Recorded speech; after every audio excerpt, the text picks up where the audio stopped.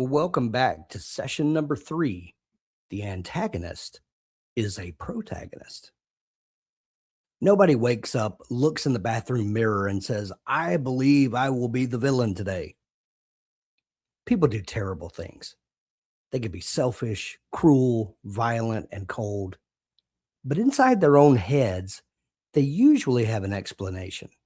They're protecting what belongs to them, they're restoring order, they're taking back what was stolen. They do what weak people are too frightened to do. The explanation may be twisted. It may be a lie from the roots up, but it makes sense to them. That's why we build an antagonist with the same care we give the protagonist. Start with desire. What does the antagonist want badly enough to act? Power is usually too thin. What will power let him do? Secure his family name? Prevent another war? Make sure nobody can humiliate him again? Rebuild the country in the image of the one he lost? Give the want a shape. Let us see what success looks like from his chair. Then find the wound. What happened that trained him to see the world this way? Maybe his father lost everything by trusting the wrong partner. Maybe the antagonist watched a city burn because leaders hesitated.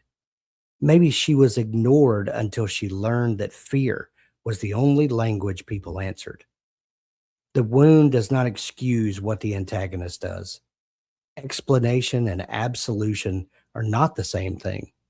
A scar can tell us why a man grips the knife without telling us the knife belongs in his hand. Then name the lie. The lie is the false conclusion the antagonist drew from what happened. Trust makes you weak. Mercy invites chaos. If I do not control every outcome, I will lose everyone again. People only obey strength. Love is possession. Put those three together, and the antagonist begins to move without the author shoving him. He wants order. He watched indecision destroy his home. He believes mercy is cowardice. Now every choice grows from the same root. He does not oppose the hero because the outline says they need a fight in chapter 18. He opposes the hero because the hero's mercy looks like the very weakness that once burned his world down. This leads us to the mirror principle.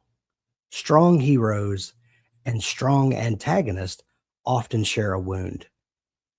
They may have lost the same home, suffered under the same father, survived the same war, or learned the same ugly truth about the world. The split comes in the choice they make afterward. One character faces the lie. The other builds a throne on top of it. Batman and many of his enemies are shaped by trauma. Eric Killmonger and T'Challa inherit the same broken history from opposite sides of a locked door. Two brothers can grow up under the same cruel father. They become very different men. One decides pain must stop with him. The other decides pain is the only inheritance worth passing on. Shared wounds make conflict personal because the antagonist becomes a living picture of what the hero might become.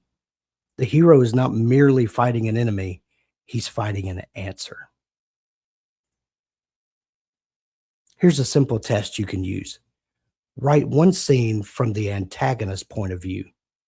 You may never put it in the book. That's fine. The scene is for you. Choose a moment when the antagonist makes a difficult decision. Let him enter the room believing he is the person who must set things right. Let him look at the hero and see a dangerous fool, a spoiled child, a traitor, or a well-meaning person whose weakness will get people killed. Don't make him rehearse his biography.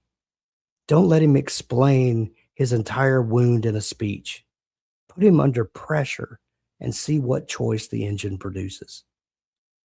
When you finish, ask whether he has a real argument.